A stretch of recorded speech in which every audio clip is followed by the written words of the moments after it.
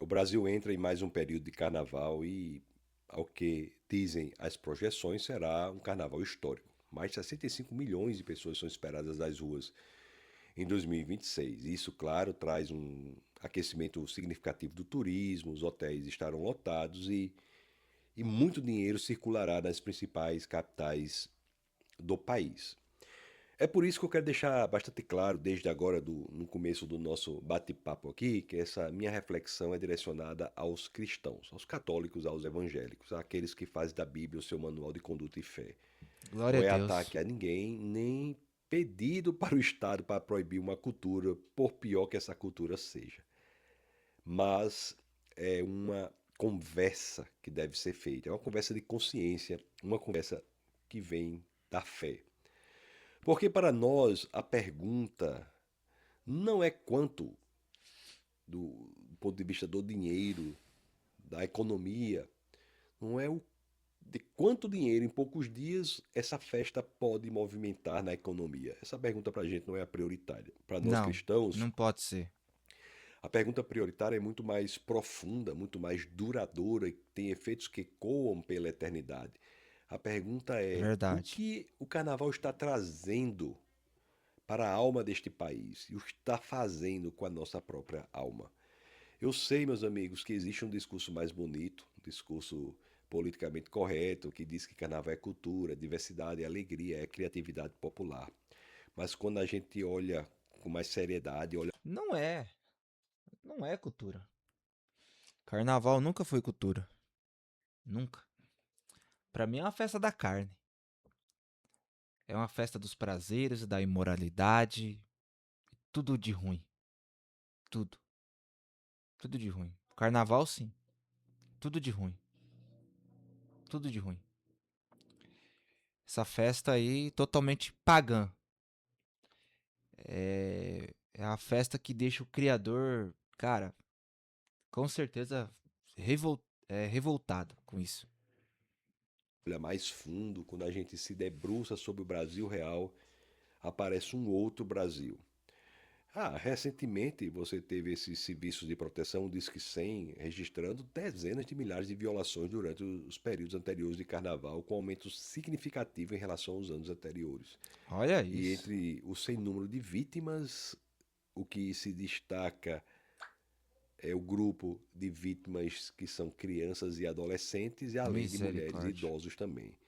É por isso que a Bíblia ela nos confronta, ela não nos deixa confortáveis. Isaías, o profeta Isaías, ele tem uma frase que parece praticamente uma manchete de jornal, o headline de uma grande notícia. É. Lá em Isaías 5:20, quando as escrituras dizem: Ai dos que chamam o mal de bem e o bem de mal. Nós não podemos Nossa. chamar o que é mal senão de mal e o que é bem senão de bem. E essa Cara, eu li esses dias esse versículo, cara. Eu falei assim, caraca, porque nós sabe o mal. E às vezes você acha que o mal ali é bem, e o bem é o mal. Hoje as coisas estão invertidas. Infelizmente estão invertidas as coisas hoje. É só você prestar atenção. É só você ver não só o carnaval, mas outras coisas. É só nós olharmos e vemos o que hoje é as coisas boas do Senhor, as pessoas acham que é mal. É mal. É mal. A verdade, olha pra você ver, eu tenho isso aqui comigo, que a verdade tá virando mentira e a mentira virando verdade. Já se viu isso? Ou também é, né, que o bem tá virando o mal e o mal tá virando o bem. Caraca, mas que loucura isso, né? Que o bem tá virando o mal e o mal tá virando o bem. Cara, isso é o que tá acontecendo hoje em dia. Se a gente não vigiarmos e orarmos, cara, cai mesmo, cai mesmo. festa de carnaval que tem uma fantasia de ser uma festa democrática, na realidade, quando ela tira a fantasia, o que aparece é negligência, abuso, é exploração.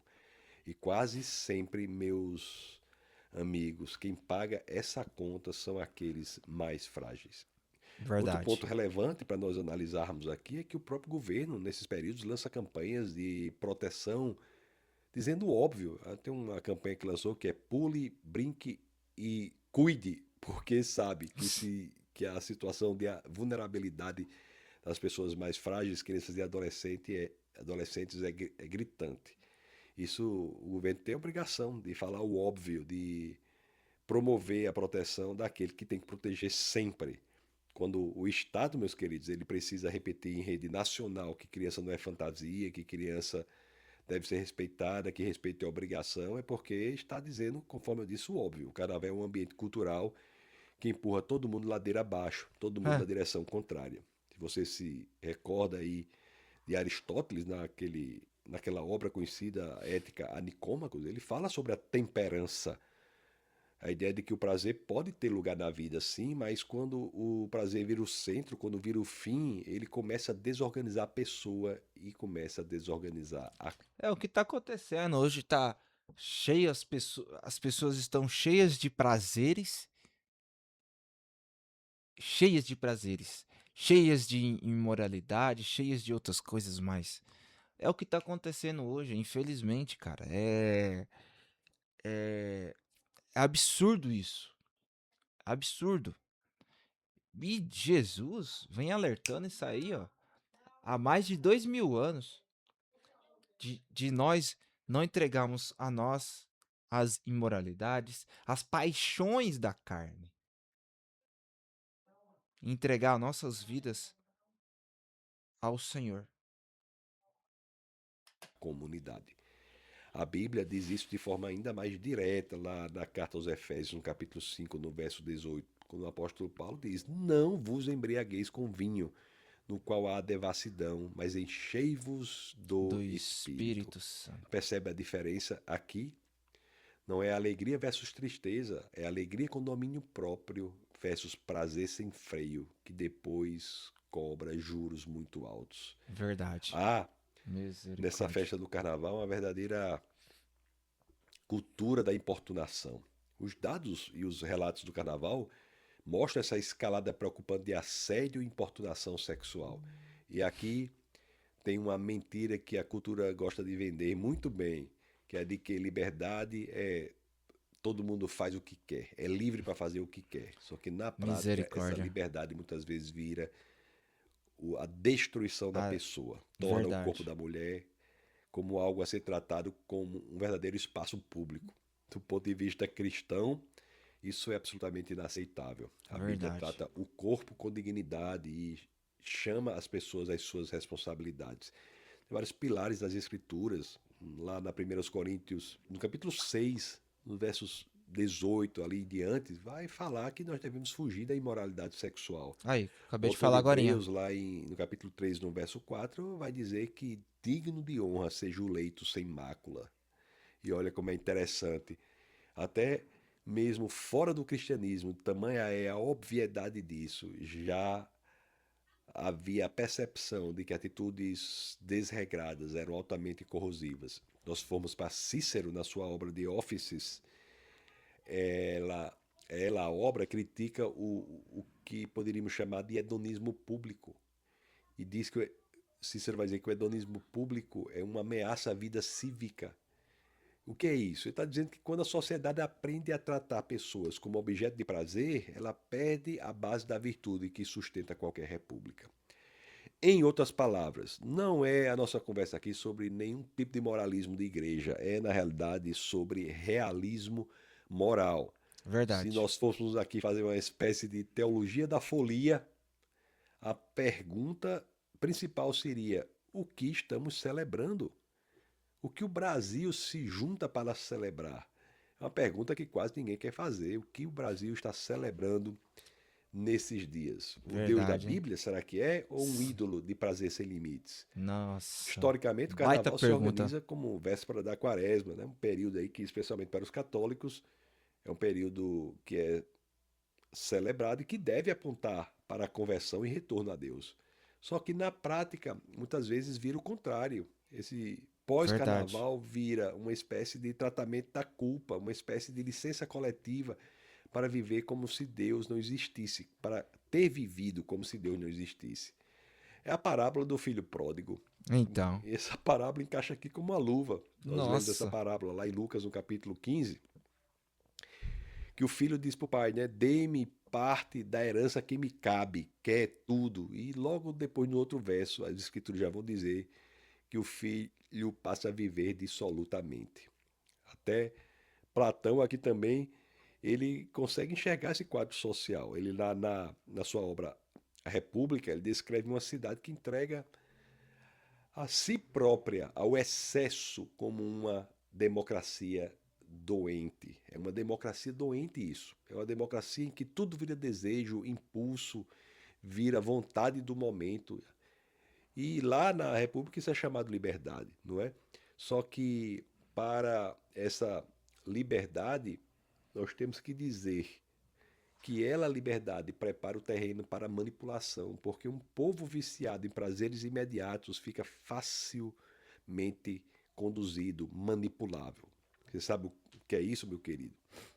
É o que a Bíblia nos diz lá na 1 de João 2,15. Não ameis o mundo, nem as coisas que há no mundo. Ou seja, não coloque no trono do coração aquilo que não aguenta o peso de Deus. Não é o que deve estar no trono do seu coração, não é nada que você ache que possa substituir Deus. Santo Agostinho, ele falava das duas cidades, né, que é a cidade de Deus e a cidade dos homens. Elas coexistem, se misturam na história, mas são absolutamente movidas por amores diferentes. olha isso. Por isso que nós temos que fazer essa pergunta sempre. Não é onde você está. A pergunta que você deve fazer é a quem você pertence. A quem E o você que você pertence? ama acima de tudo. O que é Verdade. prioridade para você. É um critério que você tem que utilizar. O critério bíblico para nós julgarmos a cultura é quando nós analisamos o quadro completo dessa festa, no caso do carnaval, e você vai se analisar se você pertence a isso. Esse quadro completo formado de multidões sem saber para onde vão, né? Bilhões de reais girando aí, campanhas oficiais contra abuso, violência contra vulneráveis, fica muito difícil chamar este movimento de algo inofensivo. A Bíblia nos dá algumas orientações que nós temos que seguir que são diametricalmente opostas à celebração do carnaval. A primeira delas, que está lá na primeira epístola aos Coríntios 6,18, o apóstolo Paulo fala da santidade do corpo, da santidade da sexualidade. Verdade. Ele diz lá, fuja de toda imoralidade sexual. Essa cultura do carnaval, a ideia de que ninguém é de ninguém, vai na direção absolutamente oposta. Oposta, né, A da Bíblia também palavra. fala da proteção aos vulneráveis. Lá em Levítico 19,14, as escrituras dizem que você não deve colocar por o tropeço diante de um cego. E esse modelo de festa do carnaval é um modelo que ano após ano expõe crianças, adolescentes e idosos aos riscos mais perversos de violência, É verdade, hein? inclusive violência sexual. Então, um modelo de festa como Muito, cara. esse Muito. é um modelo que está doente. A Bíblia fala também de sobriedade e vigilância. Lá na Olha aí. primeira epístola de Pedro, no Que eu capítulo tava falando 5, sobre verso 8, as vigilante. escrituras dizem: sejam sóbrios e vigilantes. E esses dias que construídos em torno da embriaguez, das drogas, da perda deliberada de controle sobre as coisas, não são dias neutros do ponto de vista espiritual. Não sejamos ingênuos. A Bíblia fala também do chamado ao arrependimento. Lá em Joel, no capítulo 2,12, as escrituras dizem: convertei-vos a mim de todo o vosso coração, com jejuns, choros e lamentos. Olha isso. Nada vale uma quarta-feira de cinzas sem genuíno arrependimento de coração. O arrependimento de coração é o que de fato vale. E Vale. aqui podemos trazer Tomás de Aquino com um ponto. Ou também podemos trazer um exemplo do ladrão na cruz, né? Aquele ali sim foi um arrependimento genuíno. Aquele se arrependeu, mas ele pagou pelos seus atos, pelas suas responsabilidades, né? Mas ele no último momento ali, ele se arrependeu genuinamente a Jesus, se entregou a Jesus, né? E, cara, o que tá faltando hoje É um despertar nas pessoas. As pessoas têm que se despertar. Elas têm que olhar que este mundo é falso, que as coisas, né, que é implantada tentando manipular a nós, que é do mundo, entende? Nós temos que tomar muito cuidado com isso. Muito cuidado, cara. Eu oro ao Senhor para que todas as pessoas venham sim conhecer Cristo, né? Nós oramos, né? Vamos orar, né, para que as pessoas venham conhecer a Cristo, venham se arrepender profundamente. Também não vamos deixar de levar a palavra para essas pessoas, né, que estão aí na folia. Que eu tenho certeza que existe um vazio nessas pessoas que precisa ser preenchidos pelo o nome do Senhor Jesus. De equilíbrio que fala que a virtude está na medida. Existe lugar, sim, na vida da pessoa para brincadeiras, risos, recreação, é claro, mas isso tem que ser Verdade, feito de forma saudável, com verdade. equilíbrio. Quando o Isso mesmo. entretenimento ocupa o centro e atropela a lei moral, ele deixa de ser descanso e vira pecado contra a temperança. Então, o cristão, Verdade. ele não precisa cair em dois verdadeiros extremos, eu diria assim. Nem precisa fingir que tudo é normal e neutro, nem precisa agir como se a solução fosse apenas fugir e tá tudo resolvido. Não. O que a gente precisa, na realidade, aqui é coragem para perguntar que tipo de povo nós estamos formando quando a maior festa do país convive ano após ano com Ano. abusos, exploração e banalização do pecado. É verdade. Não é impor fé ao Estado, é falar aos cristãos e falar aos cristãos pedindo que os cristãos evangélicos e católicos eles reconheçam que nenhuma sociedade se mantém saudável quando transforma decadência em espetáculo. Agostinho dizia que o coração humano fica inquieto até poder descansar em Deus. É por isso que nós temos que seguir as escrituras para buscar a quietude, e a quietude vem pelo que há lá em Atos capítulo 3, 19, quando as escrituras mais uma vez nos orientam a nos arrependermos para que sejam Verdadeiramente. apagados os nossos pecados. Verdade. Enquanto milhões dançam, o evangelho continua chamando a gente para uma alegria ainda muito mais profunda do que qualquer tipo de alegria que o trio elétrico, ou seja lá quem for, possa lhe oferecer. Isso. O que o Evangelho traz é uma alegria que é a alegria proveniente de um coração reconciliado com Deus, alegria de famílias restauradas, alegria de crianças protegidas, de mulheres Verdade. honradas, de homens responsáveis. Essa, de fato, é a festa, a alegria proveniente de Deus. Esta é a festa que pode mudar o Brasil por dentro. E tudo começa na sua casa. Tome o controle e assuma a liderança da sua família. Verdade. Preste atenção em quem você vai se envolver. Que Deus abençoe você poderosamente e fique na paz do Senhor. É isso, né, pessoal? É isso, né? Nós temos aí que tomar a liderança se você for pai, se for mãe, toma a sua liderança a partir de hoje, sabe? Entenda que você, pai, você é o cabeça da sua casa. É você que é ali, que é o cara que tem que estar à frente de todas as coisas, aquele cara que busca o Senhor, aquele cara que está mais com o Senhor, sabe, pai? Você tem que, cara, você tem que buscar em Deus mais e não ir para essas festas mundanas. Esteja em Cristo, pai. Esteja em Cristo. E mães também, ensina, né? Ensina os seus filhos ao caminho certo, como o pai também deve ensinar. Amém? Que Deus abençoe a vida de vocês. Não deixa de curtir, compartilhar para aquelas pessoas que precisam ouvir desta mensagem.